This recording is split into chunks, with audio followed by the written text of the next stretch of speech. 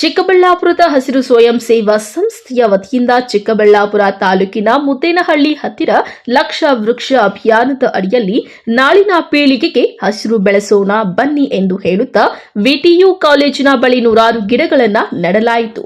ಈ ವೇಳೆ ಮಾತನಾಡಿದ ಹಸಿರು ಸ್ವಯಂ ಸೇವಾ ಸಂಸ್ಥೆಯ ಅಧ್ಯಕ್ಷ ಮಧು ಮಾತನಾಡಿ, ನಾವು ಪ್ರತಿ ಭಾನುವಾರ ಗಿಡ ನೆಡುವ ಕಾರ್ಯಕ್ರಮವನ್ನು ಹಮ್ಮಿಕೊಂಡಿದ್ದೇವೆ.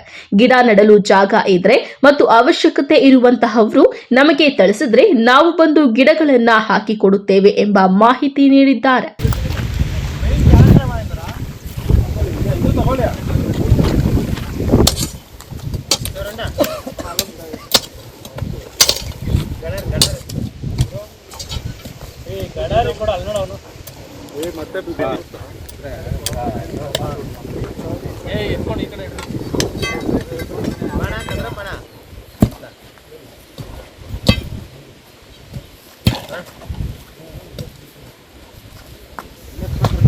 ಇನ್ನು ಈ ಸಂದರ್ಭದಲ್ಲಿ ಹೇಮಂತ್, ಶಿಕ್ಷಕ ಮಹಂತೇಶ್, ಶ್ರೀನಾಥ್ ಬಾಬು, ರಂಜಿತ್, ಪ್ರಣವ್, ಶಮಂತ್, ಕಿಶೋರ್, ಮೂರ್ತಿ ಮತ್ತಿತರರು ಹಾಜರಿದ್ದರು.